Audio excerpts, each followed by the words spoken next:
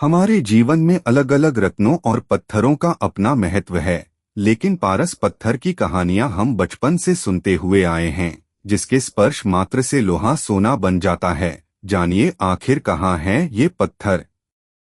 पारस पत्थर से जुड़ी कई कहानियां हम बचपन से सुनते हुए आ रहे हैं, लेकिन ये कहाँ है, कैसा है या किसके पास है, यह आज तक रहस्य ही बना हुआ है। सनातन धर्म में पारस पत्थर को लेकर बहुत सारी कहानियां प्रचलित है।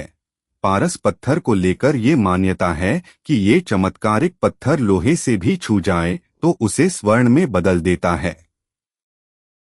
इसे लेकर बहुत सारी कहानियां सुनने को मिलती है।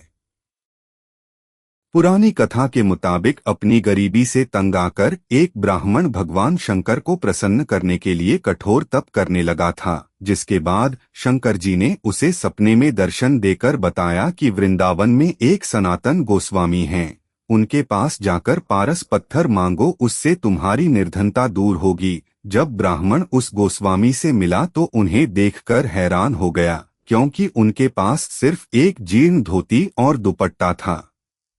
फिर भी उसने गोस्वामी जी को अपनी निर्धनता के बारे में बताते हुए पारस पत्थर मांगा था। गोस्वामी जी ने बताया कि जब एक दिन यमुना स्नान करके वे लौट रहे थे, तभी किसी पत्थर से उनका पैर टकराया था।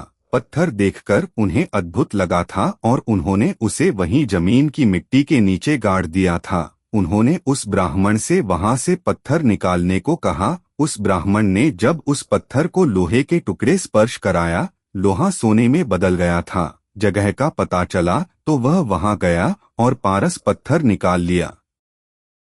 जब उसने लोहे को स्पर्श कराया वो स्वर्ण में बदल गया। ब्राह्मण के मन में आया कि जरूर गोस्वामी जी के पास इससे मूल्यवान वस्तु है, तभी उन्होंने मुझे ये पत्थर दिया। उसने उस पत्थर को वहीं मिट्टी में गाढ़ा और स्वर्ण को पानी में फेंक दिया। जिसके बाद गोस्वामी जी के पास दीक्षा ली और उसके साफ मन ने उसके सभी कष्ट हर लिए। उसने भगवद गीता का असीम सुख मिला। रायसेन के किले से जुड़ा पत्थर का राज।